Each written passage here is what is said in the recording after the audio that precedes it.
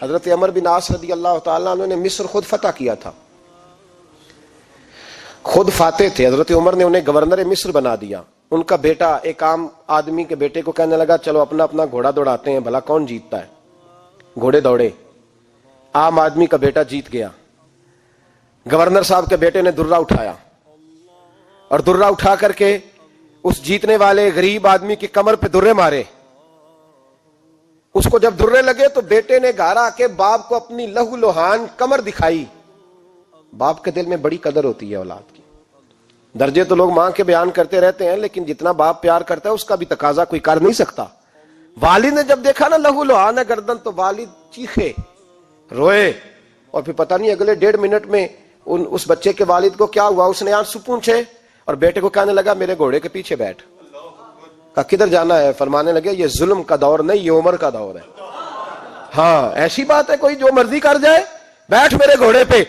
آدھی رات کے وقت پہنچے مدینے اور باہر جا کے وہ آدمی پکارنے لگے، کہنے لگے عمر باہر آؤ، نکلو خوابگاہ سے. جب غریبوں پہ ظلم ہو تو پھر حکمرانوں کو سونے کی اجازت نہیں ہوا کرتی. باہر آؤ. فاروق اعظم آدھی رات کو اٹھ کے آئے. کیا ہوا؟ کہا عمر دیکھ، یہ بیٹا جو میں نے اپنے منہ کے نوالے کھلا کھلا کے پالا ہے، ذرا میرے لال کی پشت دیکھ. تیرے دور حکومت میں یہ حال ہوگا. حضرت فاروق اعظم نے کہا جاؤ بلا کے لاؤ فاتح مصر کو. حضرت عمر بن عاص بیٹے سمیت آئے. جناب فاروق اعظم فرمانے لگے مجمع میں کھڑا کر کے، فرمایا کیوں مارا تو نے اس کو؟ گردن جو گئی. فرمایا تو گورنر کا بیٹا تھا اس لیے مارا ہے؟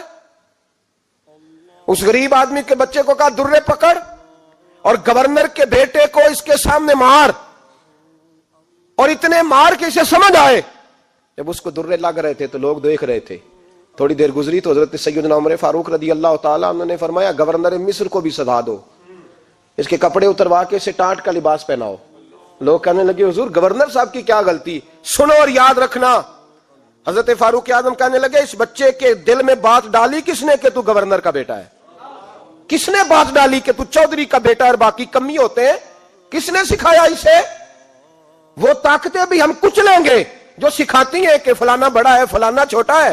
فرمایا نا، جب کوئی رسول اللہ کا کلمہ پڑھ لیتے ہیں وہ برابر ہو جایا کرتے ہیں. اس کو کس نے سکھایا؟ کس نے سکھایا اس کو؟ گورنر کو بھی. اور پھر حضرت عمر نے تاریخی جملہ کہا حضرت عمر بن عاص کی طرف دیکھ کے، فرمایا جب اللہ نے ان لوگوں کو آزاد پیدا کیا ہے تم نے کیوں غلام بنا لیا ہے؟ جب رب نے آزاد پیدا کیا تم نے کیوں غلام بنایا ہے؟ عزیزو یاد رکھو جب انصاف کا بول بالا ہوتا ہے پھر کوئی آدمی ڈرتا ہے. یہاں انصاف نہیں ملتا. اور میں آپ خود ایک بات یاد آ گئی. حضرت عمر کا زمانہ تھا تو غسان کے بادشاہ نے کلمہ پڑھ لیا. جو لوگ غریب کہلاتے ہیں نا وہ ذرا میری بات پہ زیادہ توجہ کریں. غریبوں کو سنانے لگا ہوں، غریب ذرا توجہ کریں. غسان کے بادشاہ نے اسلام قبول کر لیا اور اسلام قبول کرتے ہی وہ آئے حج کرنے. حج کے بعد فارغ ہوئے تو ایک نفلی طواف کر رہا تھا غسان کا بادشاہ شاہ غسان. آج تو خانہ کعبہ میں بھی وی آئی پی پروٹوکول ملتا ہے، آج تو مسجد نبی میں بھی وی آئی پی پروٹوکول ہوتا ہے. یہاں آ کے بھی، یہاں بھی اور دیکھتے صحیح تو کھڑا کہاں ہے.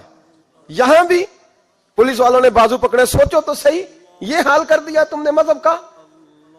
طواف کعبہ ہو رہا ہے اور غسان کے بادشاہ نے جبہ پہنا ہوا ہے باریک اور لمبا. وہ طواف کعبہ کر رہا تھا تو ایک غریب آدمی کا پیر اس کے جبے پہ آ گیا. جب پیر آیا تو اس نے پلٹ کے غریب کے منہ پہ تھپڑ مارا. جب تھپڑ مارا تو اس غریب نے سیدنا فاروق اعظم کی عدالت میں مقدمہ کر دیا. کہا بادشاہ نے تھپڑ مارا ہے. حضرت عمر فاروق رضی اللہ تعالیٰ عنہ نے بادشاہ کو بلایا.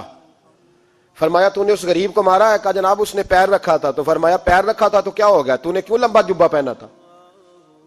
تجھے سمٹ کے چلنا چاہیے تھا. کہا میرے لیے حکم کیا ہے؟ حضرت عمر کہنے لگے یہاں اسے رات میں راضی کر لے، ورنہ صبح اسی جگہ اسی کونے میں خانہ کعبہ کے سائے میں وہ غریب تیرے منہ پہ تھپڑ مارے گا اور تجھے تھپڑ کھانا پڑے گا.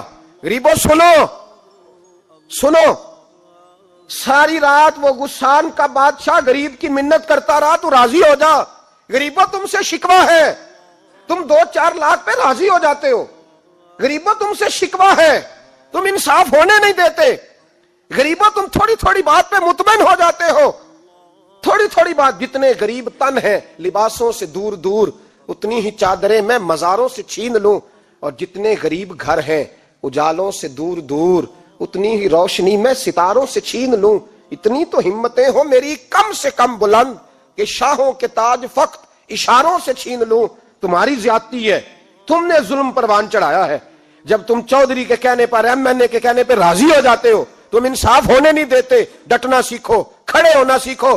جب اسے کہا نا راضی ہو جا, تو وہ غریب کہنے لگا میں راضی ہو جاؤں اور کل تو کسی اور کو بھی تھپڑ مارے. فرمایا جتنی تیرے پاس دولت ہے لا کے قدموں میں رکھ. ہم دولتوں کی پرواہ اس لیے نہیں کرتے کہ ہم نے محمد عربی کا چہرہ دیکھا ہوا ہے. اب میری نگاہوں میں جچتا نہیں کوئی, اس لیے کہ جیسے میرے محبوب ہیں ویسا نہیں. تم اثر لینا چھوڑ دو, تم اثر بڑا لیتے ہو. ہاں تمہارے اوپر چیزیں اثر انداز ہوتی ہیں, اس لیے انصاف نہیں ہوتا. ڈٹنا سیکھو, کھڑے ہونا سیکھو. جو بھائی ڈٹ جاتا ہے نا وہ بڑے کمال کر جایا کرتا ہے. ساری رات مناتا رہا. حضرت عمر سے کہنے لگا وہ نہیں مانتا, تو جناب عمر کہنے لگا پھر تیاری کر لے. ہم بادشاہ نہیں دیکھیں گے, دولت نہیں دیکھیں گے, ہم رسول اللہ کا دین دیکھیں گے, ہم نبی پاک کا نظام دیکھیں گے. وہ بادشاہ رات کو دوڑ گیا, بھاگ گیا, جا کے عیسائی ہو گیا. لوگوں نے کہا اتنا قیمتی آدمی عمر نے ضائع کر دیا. فرمایا چپ کرو, میں نے کوئی چیز ضائع نہیں کی, میں نے تو اپنے رسول کا دین بچا لیا ہے. کوئی شے ضائع نہیں ہوئی. عدل جب تک, میں پھر کہوں گا, اس عدل کے نقصان میں ہر آدمی برابر کا شریک ہے. ہم عدل ہونے نہیں دیتے, ہم عدل قائم نہیں کرتے.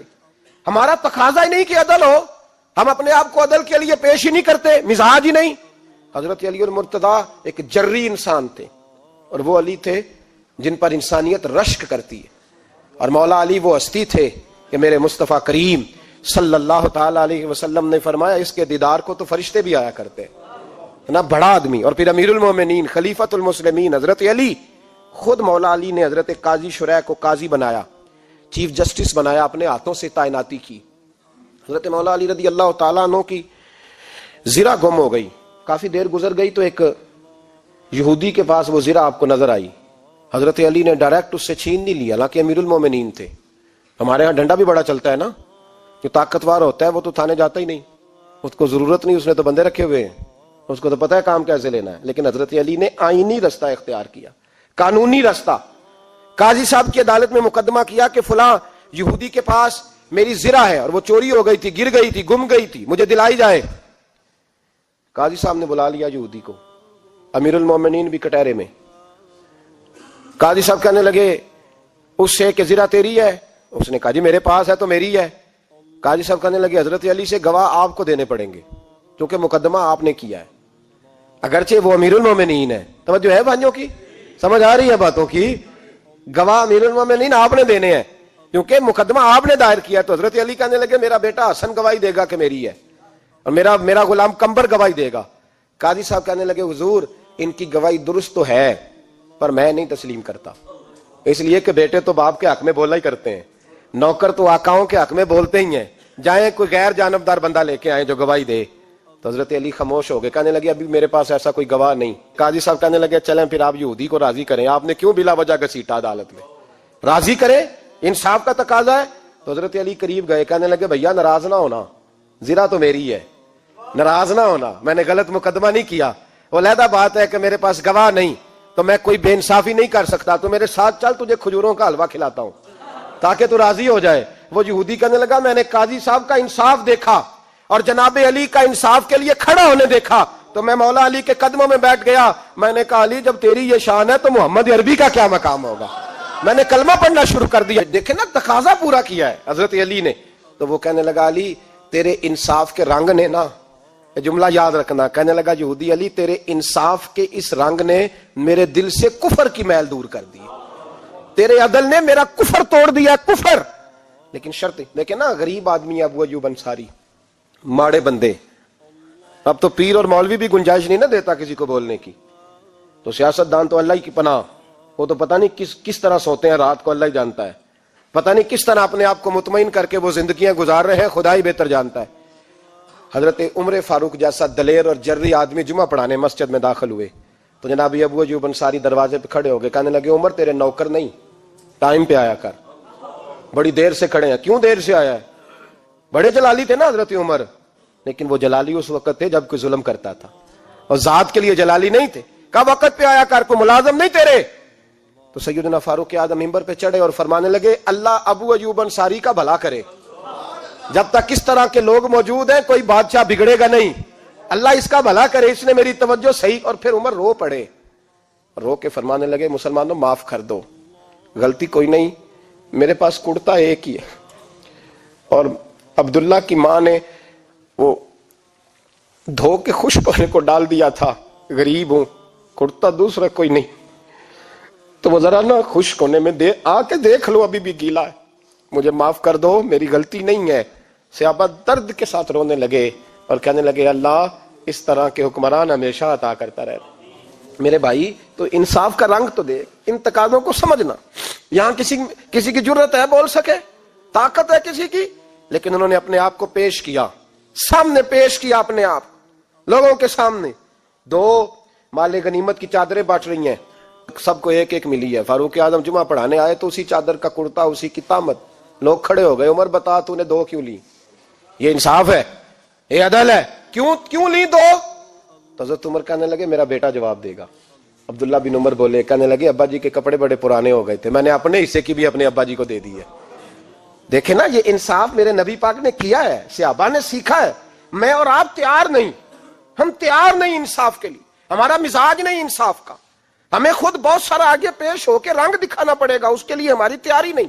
اس لیے ہم حکمرانوں کو گالی دے کے چپ کر جاتے ہیں، اس لیے ہم وکیلوں کے کہتے ہیں بکتے بڑا ہیں، جج بکتے، یہ باتیں کر کے ہم خاموش ہیں، ہم پیش نہیں کر پا رہے، ابھی تک ہم اپنے آپ کو کھڑا نہیں کر پا رہے کہ ہم سے مطالبہ کرو انصاف کا، کھڑا نہیں۔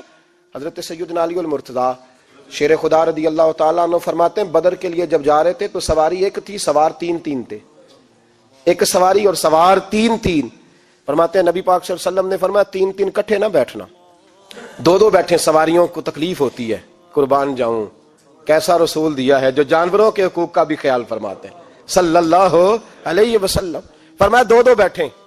حضرت علی کہتے ہیں پہلے میں اور نبی پاک صلی اللہ علیہ وسلم بیٹھے، اور تیسرے ہمارے ساتھ ابو درداء رضی اللہ تعالیٰ عنہ۔ فرماتے ہیں جا رہے تھے بدر کے لیے، پہلے میں اور حضور بیٹھے، پھر نبی پاک اور ابو درداء بیٹھے۔ فرماتے ہیں پھر نمبر لگ گیا میرا اور ابو درداء کا، اور مصطفیٰ نے گھوڑے کی لگام تھامی تو حضرت ابو درداء تڑپ اٹھے، کہنے لگے علی نہ طبیعت مانتی ہے، نہ ادب مانتا ہے، نہ عشق مانتا ہے، تو اس طرح کر، میں تو چھوٹا ہوں، آپ کہیے رسول پاک سے، آپ ہر لحاظ سے بڑے ہیں، آپ عرض کیجئے کہ حضور نہ ادب مانتا ہے، نہ عشق مانتا ہے، نہ پیار مانتا ہے، نہ تقاضا ہے، مہربانی کرے آ جائیں۔ حضرت علی ہاتھ باندھ کے عرض کرنے لگے محبوبہ ٹھیک ہے باری آپ کی پیدل چلنے کی ہے، پر مہربانی کریں، ادب پیار اور محبت مجبور کر رہی ہے۔ تو حضور نے فرمایا علی چپ کر، میں عدل نہیں کروں گا تو لوگ عدل سیکھیں گے کیسے؟ اگر میں عدل نہیں کروں گا تو قوم سیکھے گی کیسے؟ مجھے عدل کرنے دے، انصاف کرنے دے، فرمایا چلنے دے مجھے پیدل، کچھ نہیں ہوتا۔ تقاضا عدل جب تک پورا نہیں ہوتا، آپ یقین کریں میرے صاحب کہا کرتے تھے میں عدالت کو عدالت نہیں کہتا، کچہری کہتا ہوں، اس لیے کہ عدالت وہ ہوتی ہے جہاں عدل ہوتا ہے۔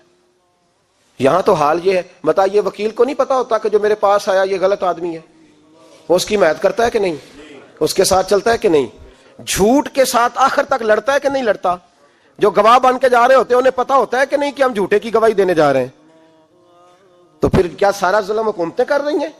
معاشرہ بھی تو اپنی ترتیب بدلے نا، لوگ بھی تو اپنا رنگ بدلے نا، لوگ بھی تو طبیعت بدلے نا۔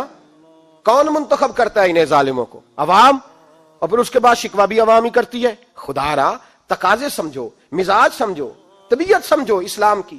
میرے نبی پاک صلی اللہ علیہ وسلم نے عدل کا بول بالا کیا، ہر مقام پر، ہر نقطے پر رسول پاک صلی اللہ علیہ وسلم نے عدل عدل اور عدل کی آواز بلند فرمائی۔ کوئی مقام ایسا نہیں، آپ پڑھیے کتابیں، اگر ایک کلمہ پڑھنے والے اور یہودی کا فیصلہ آیا ہے اور نبی پاک صلی اللہ علیہ وسلم نے یہودی کو حق میں سمجھا ہے تو نبی پاک نے یہودی کے حق میں فیصلہ دیا۔ وہ منافق بگڑ گیا ہے، حضرت عمر کے پاس گیا ہے، لیکن حضور نے فرمایا جہاں جاتا ہے جا، فیصلہ وہی کیا جائے گا جو عدل پہ مبنی ہوگا، جو انصاف پہ مبنی ہوگا۔ ہماری طبیعتوں کے اندر سے وہ جو جس سٹیج پہ کو بیٹھا ہے وہ وہاں بڑا ہے، وہ جہاں بیٹھا ہے وہ سلطنت کا مہاراجا ہے، وہ کہتا ہے نہیں میرے پاس سارا کچھ ہے، یا تو میں اختیارات استعمال کروں گا، وہ استعمال نہ ہوئے تو پھر دولت استعمال کروں گا۔ تو جب اجتماعی مزاج قوم کا بگڑتا ہے، پھر معاشرے میں ناانصافی عام ہوتی ہے، پھر ظلم عام ہوتا ہے، پھر بے رہ روی کا شکار۔ اور میرے نبی پاک صلی اللہ علیہ وسلم کی حدیث سن لے، ذرا جا کے سننا یہ والی روایت، اور اسے یاد کر لینا، اس کا رٹا لگا لینا۔ حضور نے فرمایا تھا جس معاشرے میں بے حیائی عام ہوگی وہاں ایسی بیماریاں پیدا ہوں گی جن کا علاج ہی کوئی نہیں ہوگا. اور حضور نے فرمایا جس قوم کے اندر انصاف نہیں ہوگا وہاں قتل عام ہوگا.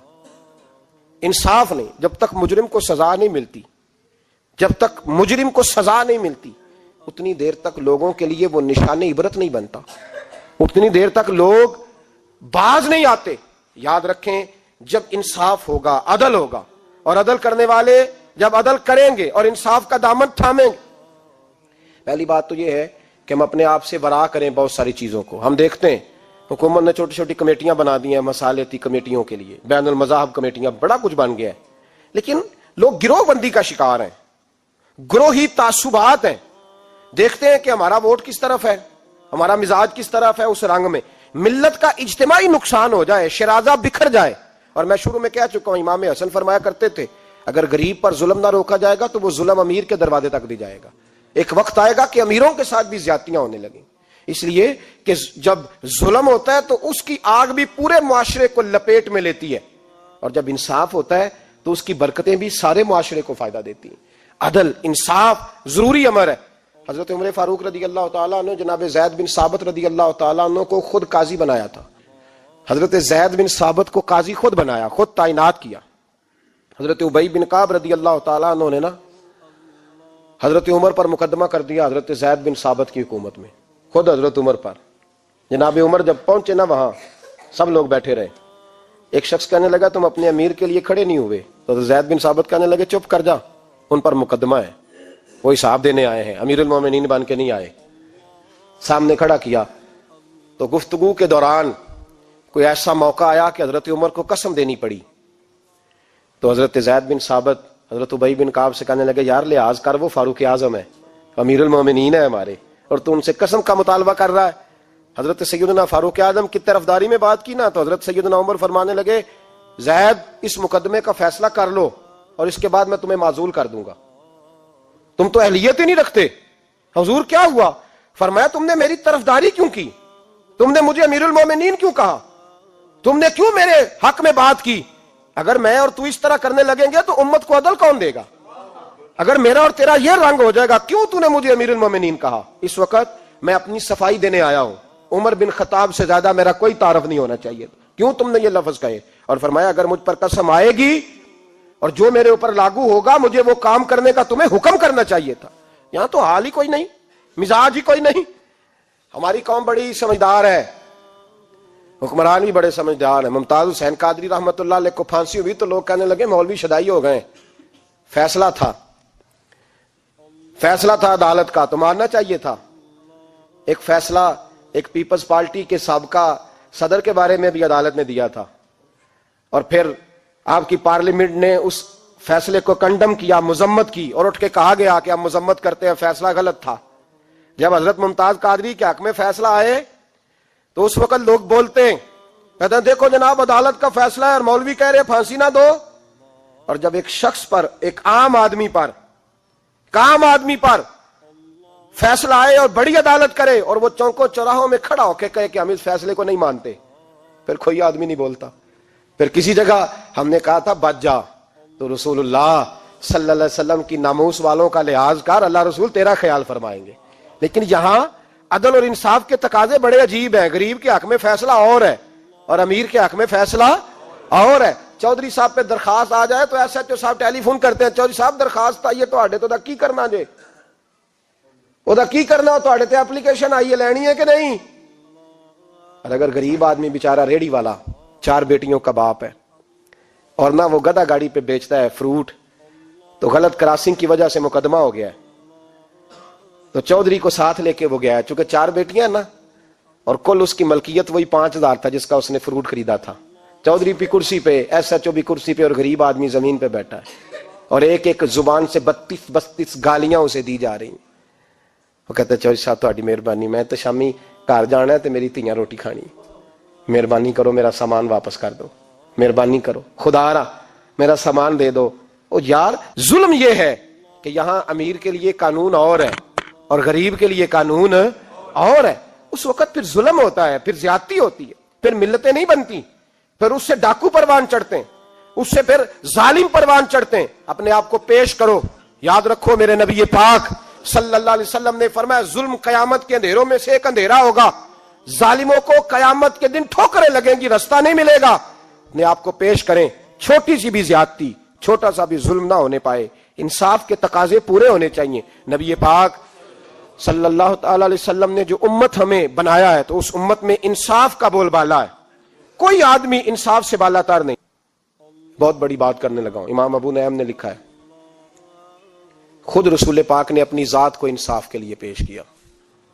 اس بات کو میں جب کبھی سوچتا ہوں نا تو لگتا ہے کہ روح پرواز کر رہی ہے اور پتہ نہیں کہاں کہاں سے ہو آئی ہے. انصاف کا بول بالا ایسے نہیں ہوتا. حضرت فاروق اعظم اور مولا علی اور عثمان غنی اور ابو بکر صدیق اور سیدنا قاضی شرح جیسے لوگ ایسے ہی تیار نہیں ہوتے. ان کے پیچھے جو میرے رسول پاک صلی اللہ علیہ وسلم کا مزاج ہے اس کو سمجھیں, غور کریں. میں جب اس پہلو کو دیکھتا ہوں نا, آپ یقین کریں یہ روایت میں کبھی کبھی پڑھتا ہوں اور کبھی کبھی اس کو بیان کرتا ہوں تو میں کھو جاتا ہوں بہت ساری جگہوں پہ. پتہ نہیں کہاں کہاں کا سفر طے ہو جاتا ہے. حضرت عکاشہ بن محصن رضی اللہ تعالیٰ عنہ فرماتے ہیں کہ نبی پاک صلی اللہ علیہ وسلم کے وصال سے 2-3 دن پہلے کی بات, محبوب پاک صلی اللہ علیہ وسلم نے فرمایا سب لوگوں کو مسجد نبوی میں اکٹھا کرو. اکٹھا کیا. جب کوئی نئی آیت آتی تھی یا کوئی جنگ کی تیاری ہوتی تھی تو لوگ اکٹھے کیے جاتے تھے. سب کو اکٹھا کیا. کہتے ہیں جب حضور کا حجرہ نور کھلا تو 2 آدمی بظاہر حضور کو سہارا دے کے لائے. اتنی بخار اور کمزوری ہے. حضور منبر پہ بیٹھے اور جب نبی پاک بات کرتے ہیں تو ہاتھ مبارک پہ بظاہر راشا ہے, کانپتے ہیں دست اقدس. محبوب نے مجمع پہ نظر ڈالی, فرمایا تمہیں کسی نئے حکم کے لیے نہیں بلایا, بس اللہ نے اپنے ایک بندے کو اجازت دی, چاہے تو دنیا میں رہے اور چاہے تو اس کی بارگاہ میں حاضر ہو جائے. اس بندے نے پردے کا فیصلہ کیا ہے. میں نے تمہارے بیچ وقت گزارا ہے, تمہارے ساتھ رہا ہوں. حضور فرمانے لگے میری زبان سے, میرے قول سے, میرے فعل سے غلاموں کسی کو تکلیف پہنچی ہو تو بدلہ لے سکتا ہے. یہ نہیں فرمایا معاف کر دو, اٹھو اور بدلہ لو. حقیقی جمہوریت تھی نا. حضرت عکاشہ بن محصن پیچھے سے کھڑے ہو گئے, بوڑھے آدمی, کہنے لگے حضور ایک جنگ میں صفیں سیدھی کراتے کراتے میری ننگی پشت پہ درہ مارا تھا آپ نے, بدلہ لینا ہے. عجیب ہی منظر بن گیا مسجد نبی کا.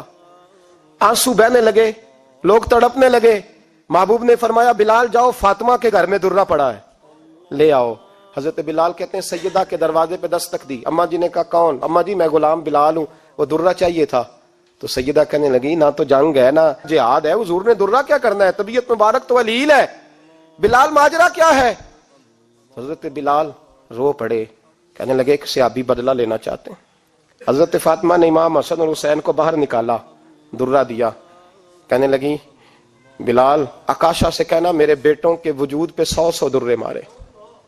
انہوں نے فاطمہ کا دودھ پیا, سی کوئی نہیں کریں گے لیکن حضور تک کوئی نہ جائے, اور میں نے ویسے بھی حضور پر قربان کرنے کے لیے پیدا کیے. سیدنا بلال حبشی رضی اللہ تعالیٰ عنہ فرماتے ہیں میں روتا ہوا درہ لیا, شہزادے لیے, اور میں جب حاضر خدمت ہوا نا حضور کے دروازے پہ داخل ہوا, محبوب پاک صلی اللہ علیہ وسلم نے امام حسن اور حسین کو دیکھا تو حضور رو پڑے, فرمانے لگے انہیں بٹھا دو, مجھے پتا ہے فاطمہ نے کیا کہہ کے بھیجا, بٹھاؤ. شہزادے بیٹھ گئے.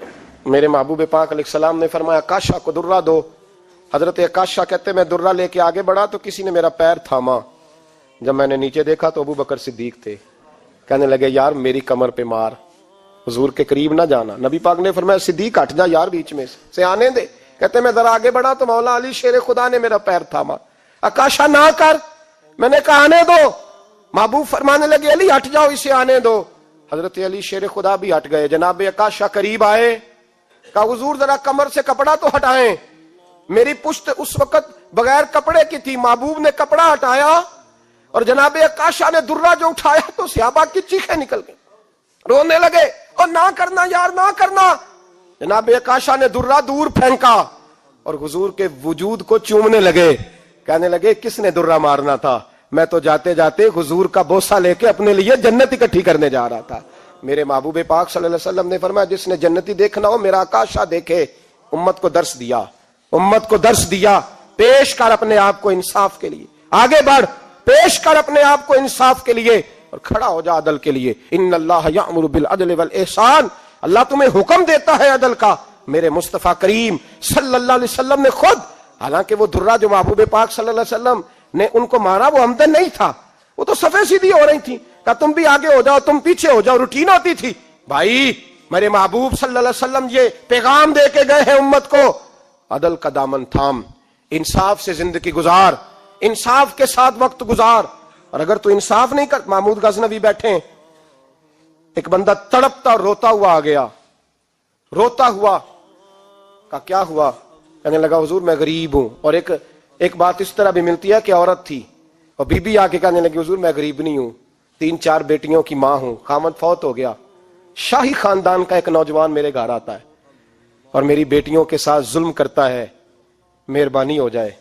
محمود غزنوی کہنے لگے تو جا, سپاہیوں سے کہنے لگے بی بی دوبارہ آئے تو میں سویا ہوا بھی ہوں تو مجھے اٹھا لینا.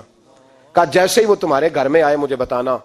بی بی کہتی ہے تیسرے دن میں دوبارہ گئی, دروازے شاہی پہ دستک دی تو محمود فوراً نکلے, لباس پہنا جنگ کا, نیزہ, تلوار, تیر, کمان, گھوڑے پہ بیٹھے میرے ساتھ چلے. اور کہتے ہیں جب اندر داخل ہوئے تو وہ نوجوان گھر کے اندر تھا. محمود غزنوی نے اندر جاتے ہی کہا جلدی سے چراغ بند کرو, دیا گل کر دیا, چراغ بند کر دیا, اور محمود نے 2 وار کی اور نوجوان کی گردن اڑا دی. جب قتل ہو گیا تو محمود نے کہا پانی لاؤ, اور بی بی کہتی ہے میں پانی لائی, 1 پیالہ, 2 پیالے, 3 پیالے, 5 پیالے پی گئے محمود پانی کے, پیتے ہی جا رہے. میں نے کہا بادشاہ کیا ہوا؟ تو محمود رونے لگا, کہنے لگا تجھے انصاف مل گیا نا؟ کہا مل گیا. تو محمود کہنے لگے یہ میری سگی بہن کا بیٹا تھا اور میری بیوہ بہن کا اکیلا بیٹا تھا. جب تو میرے گھر آئی کہ شاہی خاندان کا نوجوان آتا ہے تو میں نے تحقیق کی تو مجھے پتا چلا کہ وہ تو میرا اپنا بانجا ہے. میں نے قسم کھائی تھی کہ جب تک تجھے انصاف نہیں ملے گا میں پانی نہیں پیوں گا, پانی نہیں پیوں گا. پانی اس لیے مانگا ہے کہ پیاس سے مر رہا ہوں, اور دیا اس لیے بند کیا ہے کہ بہنیں بڑی پیاری ہوتی ہیں نا, اور پھر بہن بیوہ ہو اور بیٹا اس کا یتیم ہو اور اکیلا ہو پھر رنگ اور ہوتا ہے نا, اس لیے چراغ گل کر کے میں نے اسے قتل کیا ہے کہ اگر مارنے لگوں تو کہیں بہن کا چہرہ نہ میری آنکھوں کے سامنے آئے, کہیں بھانجے کا تصور دیکھ کر میں اسے چھوڑ نہ دوں. ان اللہ یأمر بالعدل والاحسان, جب تک عدل اور انصاف ہوتا رہتا ہے معاشرہ سکون سے بھرا رہتا ہے.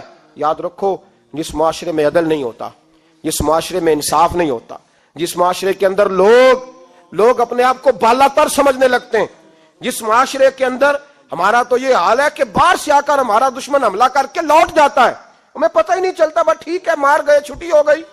جس معاشرے کی بے حسی کا یہ عالم ہو کہ درجنوں لوگ قتل ہوں. اور میں دکھ سے یہ باتیں کرتا ہوں, دکھ سے.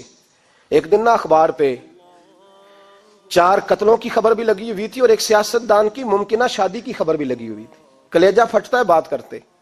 وہ خبر اتنی چھوٹی سی تھی کہ آج ضلع لاہور میں 4 لوگ قتل ہو گئے. وہ خبر اتنی چھوٹی تھی, اور ایک سیاستدان نئی مداری کرنے لگا ہے, اس کی خبر بڑی تھی. اور قوم وہ ٹھیک ہے, پڑھنے والا بھی ایسا ہی ہے, میری طرح کے لوگ, انہوں نے وہ کہا وہ قتل تو روز ہوتے رہتے ہیں, یہ عام سے لوگ ہیں, غریب لوگ, یہ گاجر مولی ہیں, کوئی برج نہیں, کٹ گئے تو یہ شادی کی خبر بڑی ہے, اس پہ تبصرہ ہونا چاہیے. اسی وقت پھٹے آباد ہو جاتے ہیں, چونک آباد ہو جاتے ہیں, بحث شروع ہو جائے, 4 آدمی قتل ہو گئے, ٹھیک ہے معاذ اللہ, مسئلہ ہی کوئی نہیں. اتنی بے حسی, اس قدر زیادہ سفاکیت, اور قومی میڈیا مداری گروں کی خبریں بڑی دیتا ہے, اور جو بیچارے قتل ہو گئے سر راہ, جن کی رپٹ بھی پتہ نہیں کب درج ہوگی اور جن کے بارے میں پہلی کاروائی کا آغاز بھی پتہ نہیں کب ہوگا, ان کی خبریں چھوٹی ہیں. ہم تو اس طرح ہیں جیسے کوئی مداری لگائے گا تو ساری قوم وہاں اکٹھی ہو جائے گی. یہ سنجیدہ قوموں کا وتیرہ نہیں. او بھائی, ہم پاکستانی, پنجابی, یہ سارا کچھ بعد میں ہے, سب سے پہلے ہم رسول اللہ کے غلام ہیں. ہمارے مزاج کے اندر وہ سارا کچھ ہونا چاہیے جو ہمارے نبی نے ہمیں عطا فرمایا ہے. ہمیں ان ساری چیزوں کو سیکھنا چاہیے جو رسول پاک نے ہمیں عطا فرمائی ہیں. اپنے مزاج کو تبدیل کریں, انصاف کا آغاز کریں, اور اگر کبھی غلطی ہو جائے تو ڈٹ کے کہیں ہو گئی, اپنے آپ کو پیش کریں. حضرت علی شیر خدا رضی اللہ تعالیٰ عنہ فرمایا کرتے تھے جسے دنیا میں سزا ملے گی اللہ دوبارہ قیامت میں نہیں دے گا, اس لیے کہ میرا رب بڑا کریم ہے. آپ فرمایا کرتے تھے وہ بڑے قیمتی لوگ ہیں جو دنیا میں سزا لیتے ہیں لیکن آخرت کی سزا سے بچ جایا کرتے ہیں. یہاں اگر اپنے آپ کو پیش کر لیا جائے, یہاں اگر انسان اپنے آپ کا محاسبہ کر لے, اس جگہ عدل قائم کر لے, صبح قیامت اس کے لیے آسانی ہو جائے. غریب سے لے کر امیر تک جو جس جگہ بیٹھا ہے, جس منصب پہ بیٹھا ہے, اسے تقاضا عدل قائم کرنا چاہیے. اسے انصاف کا بول بالا کرنا چاہیے، اسے ہر مقام پر یہ سوچنا چاہیے کہیں ایسا تو نہیں کہ میں بے انصاف ہوں. اور یاد رکھیں انصاف انصاف ہوتا ہے، نہ انصاف کی آنکھیں ہونی چاہیے اور نہ انصاف کا دل ہونا چاہیے. وہ دیکھے نہ کہ سامنے کون ہے، اور اس کا دل اگر دھڑکے تو صرف انصاف کے لیے دھڑکے، کسی اور کے لیے دھڑکنا نہیں چاہیے. اسے بالکل فیصلہ کرنا چاہیے، جو بھی سامنے آئے اسے فیصلہ کرنا چاہیے. اپنے آپ کو پیش کرنا سیکھیں، معاشرے میں انصاف کرنا سیکھیں، عدل کرنا سیکھیں. ہمارے ہاں انفرادی سطح پہ جب شروع ہوگا یہ کام، انفرادی سطح پہ، پھر وہ اجتماعی. آپ یقین کریں لوگ گفتگو کی حد تک بھی انصاف نہیں کرتے. کوئی آدمی اگر صحیح کہہ رہا ہے نا بات، لیکن ہمارے مفادات کو ٹھیس پہنچ رہی ہے تو اس کی مخالفت کرنا ہم ضروری سمجھتے ہیں، کہتے ہیں بات صحیح کر رہا ہے، پر چونکہ میرے مفادات کی نہیں لہذا میں اس کو اس بات میں آگے بڑھنے کی اجازت نہیں دوں گا. 2-4 دن پہلے ایک صاحب مجھے سمجھانے لگے، کہنے لگے معاملات تھوڑے آگے بڑھ رہے ہیں، اب تو چیزیں بڑی ساری صحیح ہو گئی ہیں، علماء کو نرمی کرنی چاہیے. اور میں نے کہا کس بات کی نرمی؟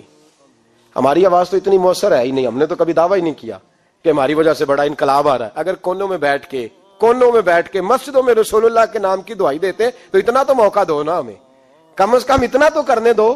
اور وگرنہ اگر ہم سے پوچھو تو مرحوم کہہ گئے تھے جتنے غریب گھر ہیں اجالوں سے دور دور، اتنی ہی روشنی میں چراغوں سے چھین لوں، اور جتنے غریب تن ہیں لباسوں سے بے نیاز، اتنی ہی چادریں میں مزاروں سے چھین لوں.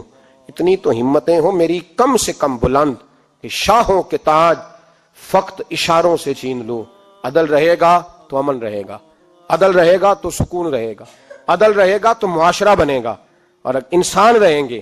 اور اگر بے انصافی ہوگی تو بھیڑیے پلیں گے، درندے پلیں گے. یاد رکھنا انسانوں کی بستی اس وقت تک قائم رہتی ہے جب تک اس میں انصاف رہتا ہے، اور جب انصاف رخصت ہوتا ہے پھر بھیڑیوں کا راج ہوتا ہے. اگر چاہتے ہو کہ دنیا میں انسان رہے پھر انصاف کرنا پڑے گا، اور اگر بھیڑیوں کو موقع دینا ہے تو ٹھیک ہے، پھر کسی طرف نہ دیکھیں، اپنے آپ کو سجائیں سواریں، دل کو روشن کریں، ادھر بڑھیں جدھر انصاف زیادہ ہے. اللہ اپنے محبوب کی سچی غلامی عطا فرمائے. آخر دعوانا الحمدللہ.